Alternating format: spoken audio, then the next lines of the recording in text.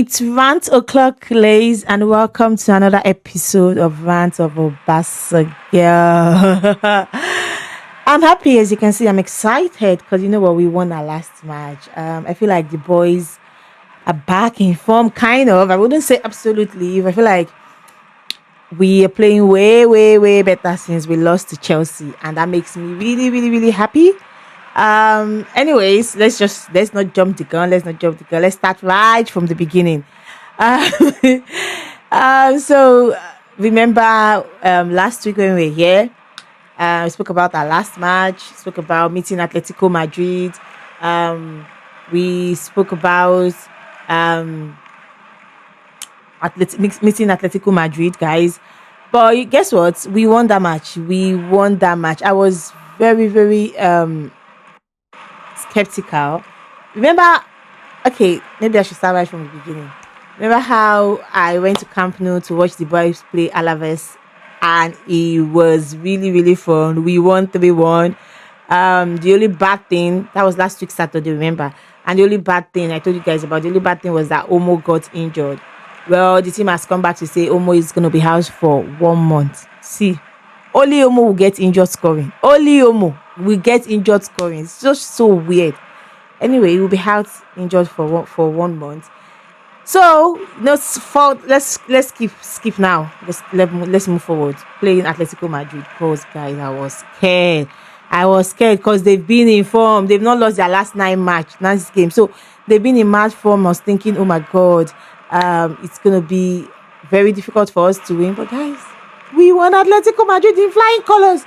It was unbelievable. I was watching that match and I was like, what am I afraid of in the post? Like, what were you afraid of? Like, this is not even something. The way the boys played that match, I was like, you should have never been afraid. We dominated. I'm telling you guys, we dominated that match. It was fantastic win for us. It was a fantastic win for us.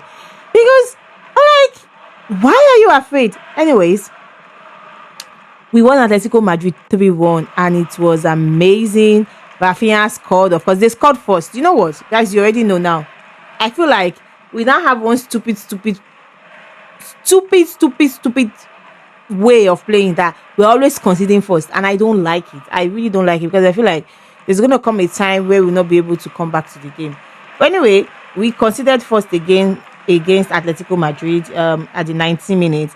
And then Rafinha, Rafinha is back, guy. Rafinha scored an equalizer at 26 minutes, and then almost scored, at 65 minutes, and then Ferran Torres scored in the last minute, just the last minute of the game at 97 minutes. So ended up 3-1. That game was fantastic. Rafinha was fire, very enthusiastic, it was a beautiful game. Even the last Rashford came in eventually too and did his own wonders because the third goal would not have happened without Rashford. So it was just a beautiful day, to play Atletico Madrid. It was amazing. We won. I'm so happy because, one, Rafinha is back on the team and you can see the changes. It's like, I've always said it, and if you know me, those that know me, I would tell you, I especially when Ballon d'Or ceremony came and people put Lamine over Rafinha. I'm like, it's beautiful because yes, Rami is just a kid, he's just barely 18 and he's doing what he's doing and nobody can take that away from him. But for me, I've always done, and I tell anybody that cares to listen that Rafinha is the most important forward we have. Like, he's the one that we look at last season. Go back and look at last season again. The domestic treble that we got could not have happened without Rafinha. The fact that we got to semi-final Champions League cannot happen without.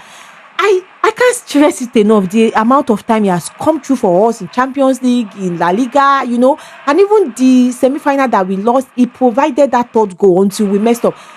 I don't know why I feel like as a Barcelona fan, we tend to underrate Rafinha so much. But the good thing is that he went on injury and the gap became wide open. It was glaring for everybody to see that Rafinha is our most important forward.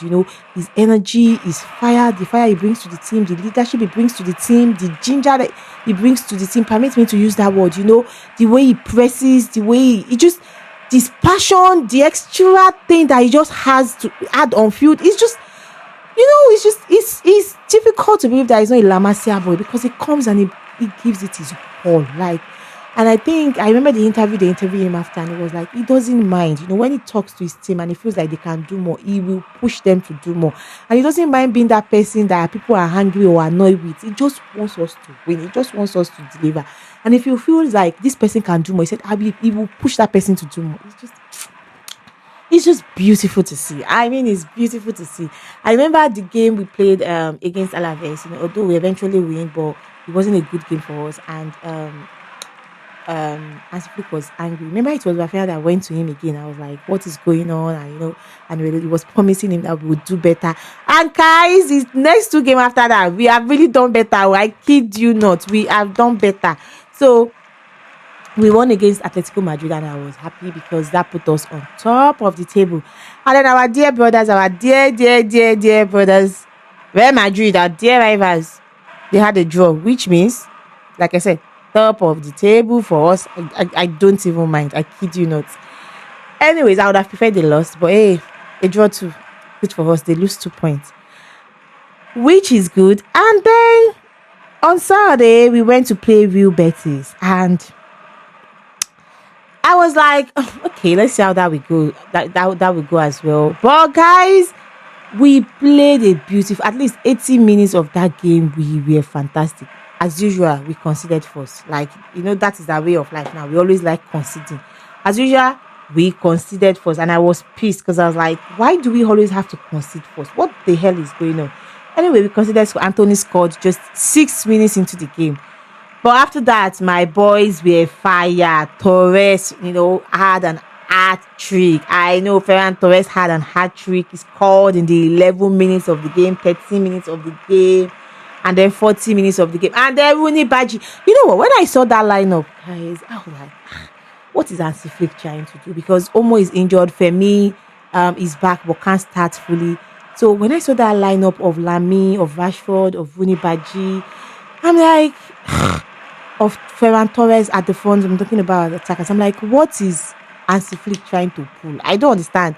And then in the midfield, of course, had Pedri, De Jong didn't start again. I'm like, what are we trying to do in this? What exactly? Anyway, it turned out beautifully well, to be honest. It turned out beautiful because he used Lamine as a 10. He kind of used Lamine as a 10, and Rooney on that other side, and Rashford, and it was beautiful. So he had Rooney scoring his first La Liga goal. I mean, first ever La Liga goal, first ever Barcelona goal at 31st minutes. He also had an assist. So it was a beautiful day for Rooney Badaji. It was a beautiful day for him.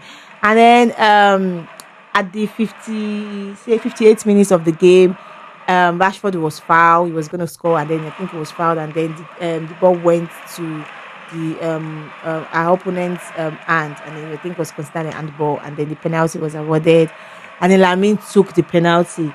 I have something about that, but I'm gonna because I feel like Rashford should have taken his penalty.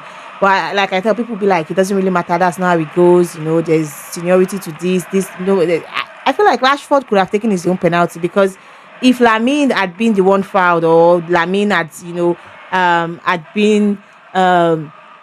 had been the one to get awarded, that penalty in the first place, he would have been the one to take it. So I don't know why Rashford is not taking that penalty himself. Anyway, Rashford didn't. Lamine came forward and said he was going to take the penalty, which is now like it. I feel like if there is no Lewandowski on the field and there is no Rafinha, Lamine is always taking the penalty. I'm not really comfortable with it, to be honest, but looks like that's how it is. Lamine took the penalty, and thank God he scored, and it was 5-1 at that point, and I was happy because I was like, okay, this game is going the way it's going. And then 80 minutes to the end, like 10 minutes to the end of the game, my boys, they just relaxed. I feel like oh, it's 5-1, we've won this game, and then they completely relaxed. It was really annoying because what happened was that we then considered 2 goals. Like, it was really, really annoying because at the 85th minute they scored, and then Koundé gave them another cheap penalty, one just stupid attack, one cheap attack, and then they got awarded the penalty in the 90th minutes, and they scored, and it ended up 5-3. I'm thinking, how? What is all this? But anyway, we scored. we won. Sorry, we won. It was 5-3. I figured it could have ended 5-1. It would have just made the victory much more sweeter for us. But it is what it is. We won. I'm happy. Ferran Torres, a trick. Unibaji, good outing. Lamin scored a penalty. It wasn't bad as a 10-2. I feel like we probably will see that often. I knew that was the experiment. People were clamoring that Lamin should play as a 10. That would help. But well, it's not a bad day for him as a 10. We are playing Frankfurt next, and guys, that is that's all I want to focus on right now. It's very important for us to win Frankfurt because we have been awful so far, in this season's Champions League. You already know. We lost to Chelsea, we lost to PSG, we drew against Club Brugge. I don't even know. It's gonna be a miracle if we make top 8. I don't see it happen. We'll probably go for a playoff, probably play a playoff at this point. And I'm angry because as it is, we already have a very slim squad. Injury babe. A lot of people has gone on injury this season. Femin is back from injury. He played slightly last game. And Rashford, sorry, Rafinha is back. I feel like the only person out in the team right now. I don't know if you guys. I think it's worth mentioning. I'm sure you already know that Arao took some leave of absence after the whole Chelsea saga where he got red card and then we lost that game. I don't know. I wouldn't say maybe because of it or part of the reason anyway that we lost that game. He's been struggling mentally and so he took some leave of absence. We don't know when he's gonna be back. But so apart from him, and then of course Gavi that is still out injured. I feel like the whole squad is kind of back. Omo is now injured, of course. Omo is out for another 1 week. So we already have a very thin squad that we're trying to manage. And the fact that we now be going for playoff just doesn't sit well. That's extra 2 games. It doesn't sit well. But as it is, it looks like that's how it's gonna be.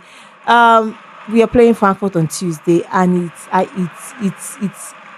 it's mandatory that we win. It's mandatory is the word that we win. If we are ever even going to even move forward at all in this, we have to win the game. We have to win the game.